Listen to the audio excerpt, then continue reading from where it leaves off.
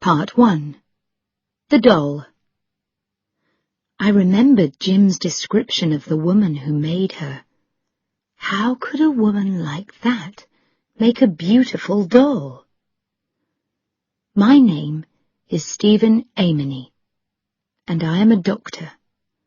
I live and work in London, and I have a house by the River Thames. Everything in this story happened because of a doll. It is a strange story, but true. It began on an October day 3 years ago. I can remember it clearly. The early morning sun was shining on the river when I left my house. I went to buy a copy of the Times, as usual. There was a flower shop on the corner of the road where I lived. I could see the brightly coloured flowers as I reached the corner. I turned into Abbey Lane and continued walking. I was enjoying the warm October sun. After a few minutes, I arrived at the newspaper shop. Suddenly, I remembered that it was a niece's birthday the next week, so I stopped and looked in the shop window. There were games and toys, paper and pens, books and sweets in the window. Most of it has been in that window for years, I thought to myself. I almost decided that there was nothing in the window for my niece. Then I saw a doll. She was half hidden in the corner of the window. She was made of cloth, and she had a painted face. The face was special. It had a lovely, gentle look, but sad eyes. Suddenly, I felt sorry for her, sitting in that crowded window. I know that this sounds strange, but I decided to go inside and to look at her more closely. The shop was owned by a man named Jim Carter. "Good morning, Dr. Amory," he said brightly when I walked in. "Do you want the Times as usual?" "Yes, please, Jim," I replied. "And I need a present for a little girl. It's her birthday next week." "Is it?" said Jim. "Yes," I said. "I was looking at that cloth doll in your window." "Oh?" said Jim. "The one that's half hidden in the corner," I said. Jim looked surprised. "That doll?" he said. "She's a little unusual." "Can I see her?" I said. "She's also very expensive," he said. He took the doll from the window and gave her to me, and I nearly dropped her in surprise. She was beautifully made. She seemed almost alive. Her dress and other clothes were handmade, not made by a machine. And her face was hand-painted. I could see it clearly now. She's lovely, I thought. She was made with a lot of love. I could see this love in the doll's face. I put her down gently. "How much do you want for her, Jim?" I asked. £12, Dr. Amory," he answered. He saw the surprise in my face and continued, "She's expensive. I did say that, didn't I?" "You did," I agreed. "Dolls like this cost as much as £20 in the centre of London," said Jim. "But I'll tell you what I'll do, Doctor. I'll sell her to you for £11. "Who makes them?" I asked. "I'd like to know something about the person who can make beautiful dolls like this." "The woman has lived in Hardley Street for some years now," said Jim. "She sometimes comes into my shop and she brings me the dolls." "What's her name?" I asked. "I'm not sure," Jim answered. "It's something like Calamy." "What's she like?" I said. "She's a tall woman with red hair, and she wears very expensive coats and hats," replied Jim. "But she's got a very serious face. She never says very much when she comes into the shop. I'm honestly always glad when she leaves." He stopped for a minute, and then said, "And I've never seen her smile." I couldn't understand this. How could a woman like that make dolls as beautiful as these? "I'll buy the doll," I said at last. £11 seemed a lot of money for a doll. As I counted out the pound notes, I felt a little silly. Yes, the doll was a present, but I knew the real reason for buying her. I didn't want to leave her in that shop window. I took the doll home and put her in my small bedroom. She seemed to fill the room with her loveliness. I carefully put her into a box. Then I covered the box with brown paper. Later in the afternoon, I went to the post office and posted it to my niece. In the following days, I could not stop thinking about the doll, or about the gentle face and the sad eyes. I remembered Jim's description of the woman who made her. How could a woman like that make a beautiful doll? It was difficult to believe. So who was she? I wanted to know, but the weather got cold and wet. Children in the area became ill, and I was suddenly very busy. I soon forgot about the woman and the doll. One day, a few weeks later, my telephone rang. A woman's voice said, "Is that Dr. Amory?" "Yes, it is," I said. "Do you visit people who can pay for your visit?" the woman asked. "Yes, sometimes," I replied. "How much does it cost?" she asked. The voice sounded unpleasant. The woman seemed to think that money was more important than the sick person. "A visit will cost £5, I replied. "Oh," she said.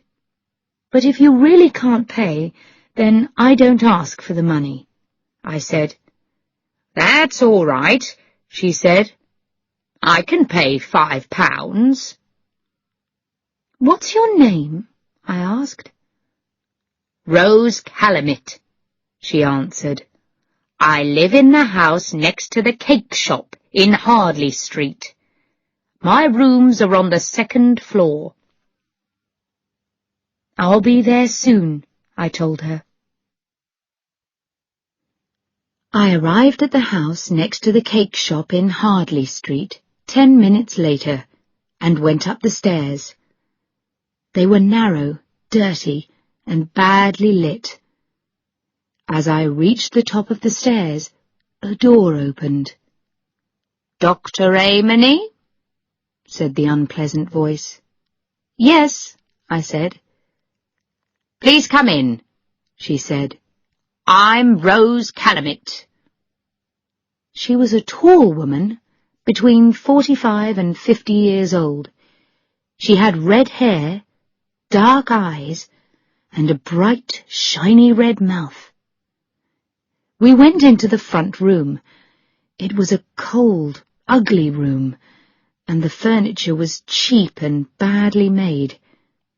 On the cupboard in the corner were a lot of small glass bottles. Then I saw the dolls. They were hanging from the walls and were thrown carelessly across the bed.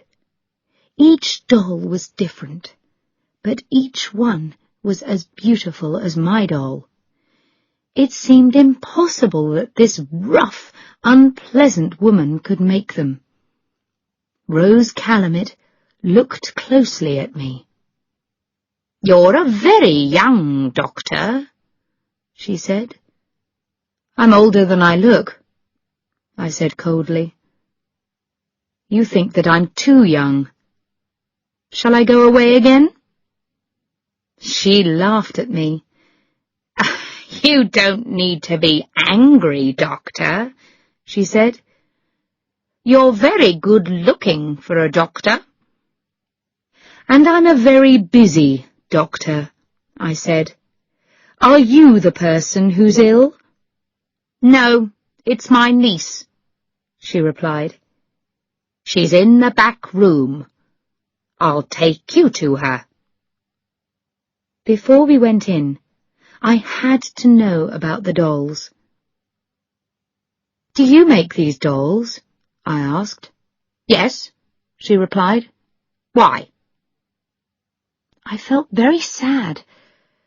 "Oh, I bought one for someone's birthday," I said quietly. She laughed. "And I'm sure that you paid a lot of money for it," she said. She took me to a smaller room at the back and started to open the door. "Mary, it's the doctor," she shouted. Then she pushed the door open wider to let me in. "Don't be surprised when you see her, Doctor," she said loudly. "Her left leg is twisted." The girl, Mary, was sitting in a chair by the window. She heard the woman's words. A look of unhappiness crossed her pale face, and there was pain in her large, dark eyes. I was angry at the red-haired woman. The words were unnecessary. She wanted to hurt the girl. Mary was not more than 25 years old, but I could see immediately that she was very ill. I looked again into those dark eyes. Something inside her is dying, I thought. After that first visit, I always remembered the sweetness in her sad face, her poor, thin body, and her dry, unhealthy hair. But something filled me with happiness. Around her were 3 small tables, and on them were all the necessary things to make the dolls. Brightly coloured paints and pieces of cloth of many different colours and shapes. I soon understood that her twisted leg was not the reason for her illness. I noticed the way that she sat. If I was right, I could make that leg straight. I was almost sure that I was right. "Can you walk, Mary?" I asked after a minute. She looked at me, then looked away. "Yes," she answered quietly. "Please walk to me," I said gently. "Oh, don't," she said. "Don't ask me that." I didn't want her to suffer, but I had to be sure that I was right. "I'm sorry, Mary," I said. "Please try and walk. It's important." She got up from her chair very carefully and moved slowly towards me. I looked closely at her left leg. Yes, I was right. "That's good," I said. I smiled at her. I wanted to show her that I was pleased. I held out my hands to help her. She looked up. Again I saw the pain and hopelessness in her face. She seemed to be crying out silently to me for help. She lifted her hands towards mine. and then they fell back to her sides. "How long have you been like this, Mary?" I asked. Rose Calumet answered for the girl. "Oh, Mary's had that twisted leg for nearly 10 years now," she said. "But I asked you to come for a different reason. She's ill. I want to know what's wrong with her." Oh, yes, she's ill, I thought. Perhaps she's dying. I knew that immediately. I wanted Rose Calumet to leave the room, but she didn't. She laughed and said, "I'm staying here, Dr. Amory.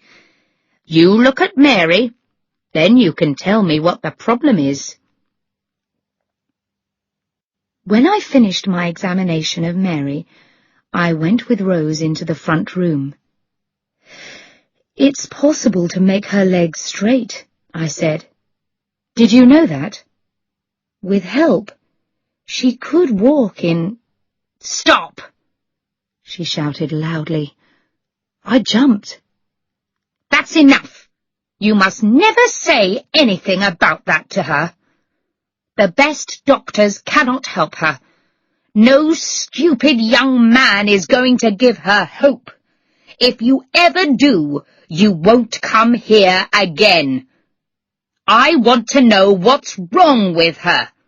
She can't eat or sleep, and she isn't really working. Now tell me, what did you learn from your examination of her?" "I don't know what's wrong with her yet," I replied. "But something is slowly destroying her, I know that. I shall want to see her again soon. I'm going to give her some medicine. It will make her feel stronger. Then I'll call again in a few days."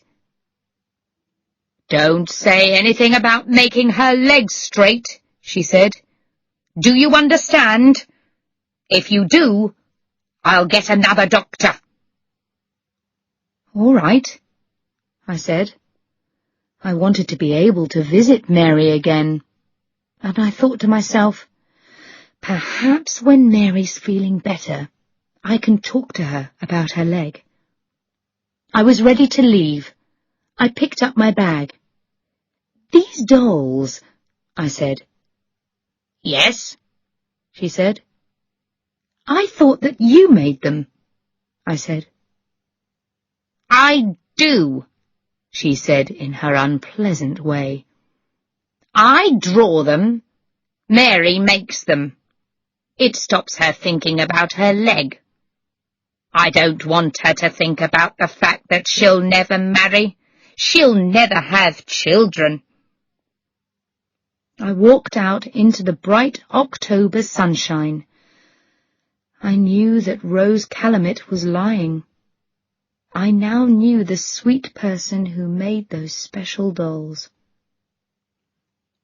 I was happy about this, but I was also worried about Mary.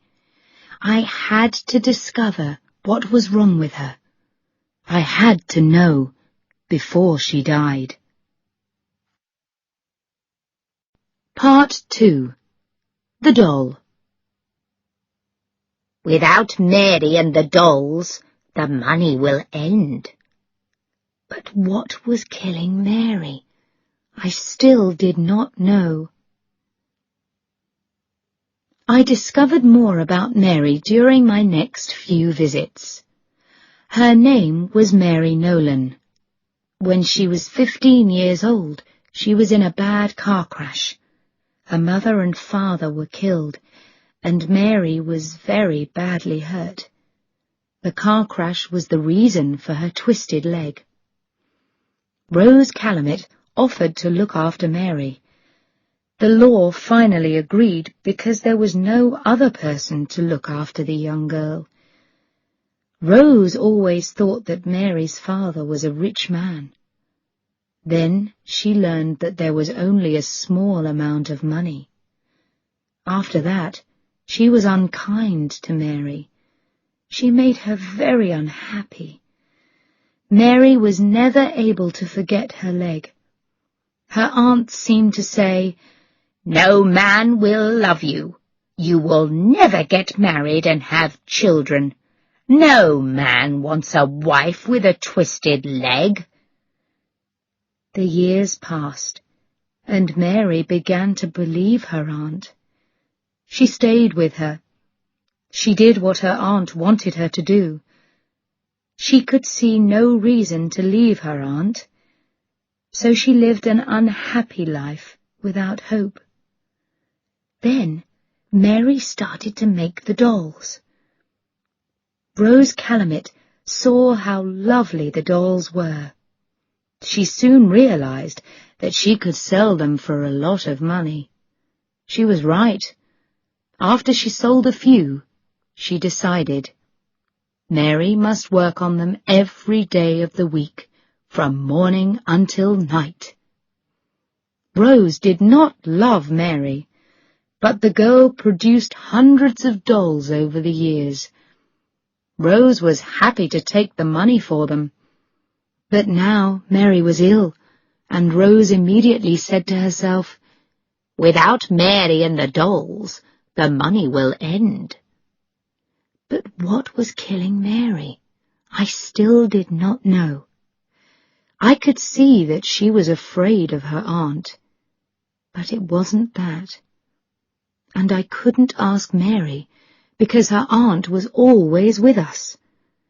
Mary found it difficult to say anything to me with Rose in the room. I did not tell Mary that perhaps I could make her legs straight. It was more important to discover why she didn't want to continue living. I told Mary to stop working on the dolls, and I brought her some books and some chocolates. For 10 days, she seemed to get better. During my next visit, she smiled at me for the first time. "That's better," I said. I was very pleased to see her happy face. "You must leave the dolls alone for another 10 days. I don't want you to work. I want you to rest, sleep, and read. Then we'll see." But I could see that Rose was unhappy at these words. When I called again, she was waiting for me in her room. "You don't need to come any more, Dr. Amory," she said coldly. "But Mary must not—" I started to say. "Mary is much better now," she said quickly. "Goodbye, Doctor." My eyes went to the box in the corner of the room. There were 3 new dolls lying on top of it. Their faces were as lovely as ever, but they had the look of death on them. Suddenly, I was frightened for Mary. I knew that Rose Calamit was lying. I wanted to push this woman out of the way and crash through the door and see Mary. But I was a doctor. When doctors are told to leave, they have to go. I still did not know what Mary's problem was, but I guessed that Rose was asking another doctor to call. So sadly, I left. But I couldn't forget Mary. I continued to worry about her in the days that followed. Not long after this, I became ill. It wasn't much at first, but as the days passed, it seemed to get worse. I visited a doctor friend. "I can find nothing wrong with your body," he said. "Perhaps you work too hard." But I knew that this wasn't the reason. I continued to get worse. I didn't want to eat, and I lost weight. I began to look thin and pale. I felt tired, but I didn't sleep well at night. I sometimes dreamed that I saw Mary. She was calling to me for help, while Rose Calamit was holding her in her ugly arms. I thought about Mary all the time. I wasn't able to help her, I thought. She wanted me to help her, and I did nothing. One night, I couldn't sleep at all. I walked up and down my room, thinking about myself and my illness. It seemed that I was suffering from the same illness as Mary. Suddenly, I knew what was wrong. I was in love with Mary Nolan, and because I couldn't look after her, I felt ill and unhappy. I know why Mary's dying, I thought. She's dying because nobody loves her. Nobody in the world is giving her hope for the future. Her mother and father are dead. Her aunt only keeps her because she makes money from Mary's dolls. Mary has no friends, and she feels ugly because of her leg. Her life is empty, except for the dolls. I have to see her. I have to speak to her for a few minutes alone, or she'll be lost to me forever. I thought about this all through the night, and the next morning I telephoned Jim Carter at his shop. "This is Dr. Amory, Jim," I said. "Will you help me?" "I'll do what I can for you, Doctor," Jim said. "You saved my son's life last year, and I'll never forget that. How can I help you?" "Thanks, Jim," I said. "Do you remember Mrs. Rose Calumet, the doll woman?" "Yes, of course," said Jim. "When she comes into your shop again, I want you to telephone me. Then have a long conversation with her," I said. "I need 20 minutes. All right?" "All right," said Jim. "Good," I said. "Thanks, Jim. I'll remember this for the rest of my life." I was worried about a telephone call while I was out, so each evening I put my head round the door of his shop, but he just shook his head. There was no news. Then, one day at 5 o'clock in the afternoon, the telephone rang. It was Jim. He just said, "She's here." I ran to the house where Mary lived. When I got there, I ran up the stairs. Luckily, the door was not locked, and I hurried through into Mary's room. She looked so thin now, and very ill. She still had the paints and pieces of cloth around her. I thought, she wants to make one more doll before she dies. She looked up when I came into the room. Her eyes opened wide in surprise when she saw me. She thought that it was Rose. She said my name, but she didn't call me Dr. Amory. She called me Stephen. "Mary," I cried, "I've come to help you. I know what's making you ill." "Does it matter now?" she said quietly. "There's still time, Mary," I said. "I know your secret. I know how I can make you well, but you must listen to me while I tell you." She just closed her eyes and said quietly, "No. Don't say anything, please. Leave me. I don't want to know. The end is near now." I sat down and held her hand. "Mary, please listen to me," I said gently. "When children are growing up, they receive love from their family. Then, when they're older, they can give that love to other people.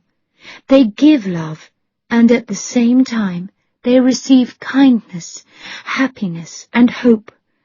Then they have more love that they can give. But you've given your love, Mary, and you've received nothing. Now you have no love that you can give."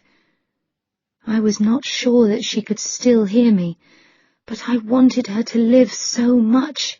I had to continue. "It was your aunt," I said. "She took away all your hopes for love and happiness, and later," I continued, "she did a worse thing. She took away your children." I looked at Mary. Have I killed her? I thought. The one person who loves her. Then I felt her small hand move in mine, and her eyes slowly opened. She seemed almost glad to hear these words. This gave me hope. I talked gently. I tried very hard because I wanted her to understand. "Those dolls were your children, Mary," I said.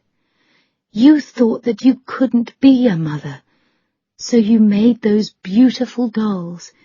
Into each one you put some of your love. You made them gently and carefully, and you loved them like your own children. Then your aunt took each one away, and she gave you nothing. You continued to use all your love. People can die when they have no love left inside them, Mary." I finished speaking, and she moved. She seemed to understand what I was saying. "But you won't die, Mary," I cried, "because I love you. Do you hear me? I love you, and I can't live without you." "Love me?" she said quietly. "But I have a twisted leg. How can you love me?" "That doesn't matter to me, Mary. I still love you," I said gently. "But Rose lied to you. I can make your leg straight. In a year, you'll walk like every other girl." I saw tears of happiness in her eyes. She smiled and put her arms out to me. I took her up in my arms, and she held me. I put my coat round her to keep her warm. Then I carried her across the room. Suddenly, we heard the front door shut, and the sound of running footsteps. Then Mary's door crashed open as an angry Rose Calamit came into the room. Mary started to shake with fear. She hid her face in my neck. But Rose was too late. She could do nothing now, and she knew it. She did not speak a word when I walked past her. I held Mary close to me. I went out of her front door, down the stairs, and into the street. Outside the sun shone, and the sky was blue. Children played happily and noisily in the street as I carried Mary home. That was 3 years ago. As I write this, Mary is playing with our son. Our second child will arrive in a few weeks. Mary doesn't make the dolls now. She doesn't need to make them. But I silently thank the day when I first fell in love with the beautiful doll in Jim Carter's shop window.